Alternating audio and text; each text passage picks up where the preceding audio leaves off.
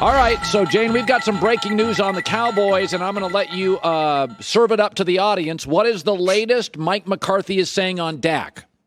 Yeah, Mike McCarthy just on the podium there in Oxnard, California, saying that Dak Prescott, they're going to take a step back, but it's not a setback. In other words, they just want to be a lot more conservative with this throwing shoulder. What does that mean? That means we're not going to see him in the Hall of Fame game on Thursday, and we're not going to see him throwing at practice today. And I can tell you I was there on the first padded practice when it felt like a fairly innocuous injury, Colin.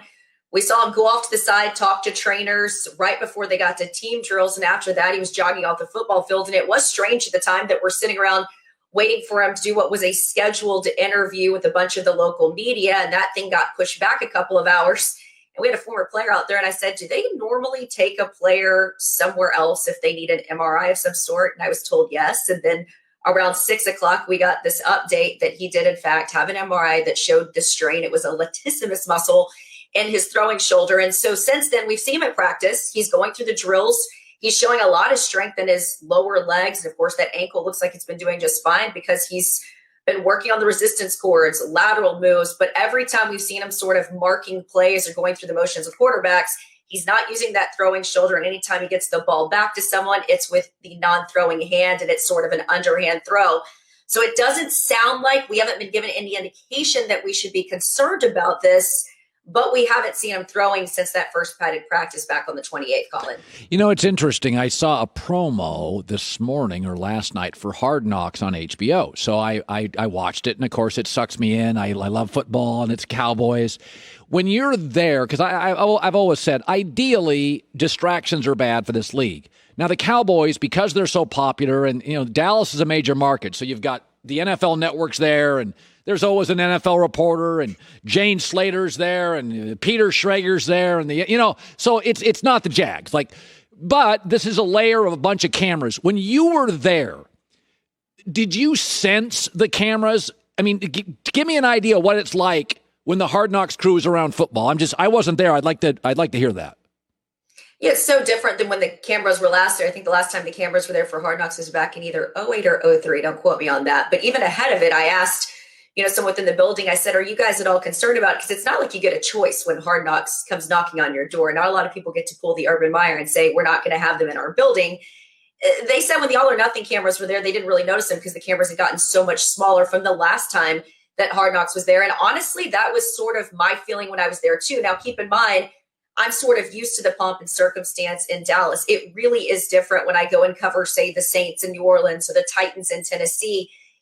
Even Randall Cobb once said to me when he was in the locker room, just for a regular season game, it always felt like it was playoff media coverage. And so this was an outsider coming in to the locker room. And so I think if you're used to it, and a lot of these guys are a little bit like Tinkerbell, they sort of die without applause. That's what we're used to here in Dallas. I don't think it bothers them. If anything, I think it's given this group the sort of energy that they've needed. And there's a lot of guys with big personalities on the defensive side of the ball. I feel like it's sort of energized them in a little bit of a way.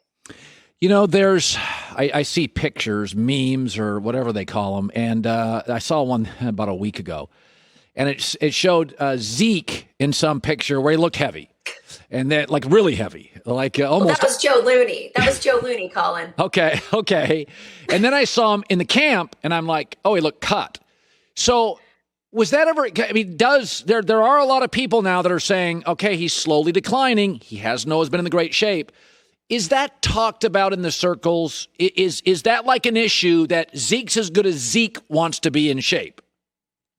So I will explain the meme. Joe Looney was a center here for Dallas that just signed with the Cowboys, and he came out one day at training camp with the cutoff shirt, and it looked like a very large Zeke. So a lot of people had fun with that.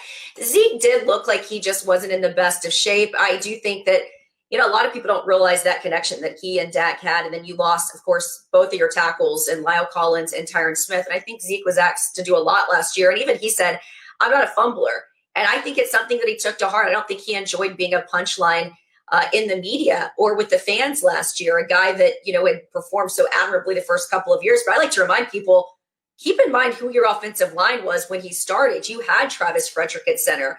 It felt like when Travis Frederick went out with Guillain-Barré syndrome, that's when we started to see this O-line start to fall apart a bit, this great wall of Dallas that you've gotten so used to. I think it was significant that he spent this offseason really putting in the work with a guy that's worked out with guys like Leonard Fournette and Melvin Gordon in the offseason. And even he said he's the lightest that he's been since his freshman year at Ohio State. But when you look at the numbers, it was one of his worst years since that freshman year at Ohio State. In fact, he was behind Carlos Hyde when he put up those sort of numbers. So I think that we've even talked to Mike McCarthy about this. Do you want this to be a running football team? He says he wants it to be a winning football team. And there's a lot of guys to feed. When you look at, a guy like CeeDee Lamb last year, you've got Amari Cooper, Michael Gallup, and then you're seeing the tight ends come along again, Blake Jarwin and Dalton Schultz. How do you possibly feed all these guys? What we saw when this team was successful was you had to pick your poison. I think that's what they're hoping to go back to. But that starts with ball protection. And even I thought it was interesting that Zeke said that. He said the hopes of your team ride on that football and not dropping. Well, the hopes of the Cowboy fans rode on it too this year. So I think it's significant for him, more importantly, because he got paid 2 years earlier. And a lot of the fans haven't let him forget that. But when you talk to Mike McCarthy, it does seem like he's got a great amount of respect for Zeke. A lot of people don't see the Zeke that a lot of his teammates do, which is the guy that's at the front of the class. He's a quiet leader. But I do get the sense that he's taken a lot of this stuff to heart, and it's really showed with the way that he showed up at training camp, Colin. By the way, Mike McCarthy at practice, do you sense the leadership? Last year you couldn't go to camp. There wasn't a camp. Your takeaway on McCarthy in a couple of minutes, your takeaway on his presence as the coach of the Cowboys. He says this feels a little bit like the first year, and we were able to be at practice in sort of a limited capacity. We were pretty far removed from them, but it just felt flat last year. And, I was able to dump out a little bit of my reporter notebook when I told you about how the players felt about this defensive staff last year. There was just a failure to connect. In other words, I don't think a lot of these coaches like Jim Tomsula and Mike Nolan were adequately prepared for COVID, which happened 2 years into Mike McCarthy's, being named the head coach here. And I was told that when the Zoom would sort of spark out and the players weren't able to get online, they were checking out, and you're trying to introduce this new scheme and the guys just weren't feeling it. There wasn't the music at practice. Now we've got Mike McCarthy over a loudspeaker. We were kind of cracking up during mini camps and OTAs. Where is that sound coming from? Is that Mike? He's literally mic'd up at practice. So you see him barking out things. They're doing a lot of down and distance. They're focusing on situational awareness. And I think he sort of went back to the drawing board himself. And I think Dan Quinn really helps him. In other words, while he's focusing on the offense, and of course he's got Ben McAdoo there helping him out as well this year, you've got Dan Quinn that's gotten these guys to buy in so much to his system. I mean, it was even reported, and players talked about this. He had players listening to Run DMC lyrics, and it was a lesson in note-taking. He wanted them to take away the most important things from that song. And so he's connecting with these players. Now, a lot of these guys weren't born when the Run DMC song came out, but he's trying to get on their level. And when you see him out there literally going bull in the ring with these guys and working with them, like, out there on their technique, and he's got his J's on and the backward hat, I think it resonates with the guys. Even seeing Greg Gregory really perk up, someone that connected with them during his pro day back at Nebraska, having these guys volunteer how much they love Dan Quinn this early. They weren't saying that about Mike Nolan and Jim Tomsula last year. Good stuff. Jane Slater, NFL Network. She just reported the story that Dak has had not necessarily a setback, but they're going to, probably fewer reps over the next few days. Jane, great stuff. Great stuff as always. Thank you so much. And congrats on your abs. They're almost visible. We're just a couple of days away. Hi, everybody. Thanks for watching. Subscribe here to get the latest from the show. Also, be sure to check out more of the best clips from The Herd, or go watch a few segments from other shows on FS1.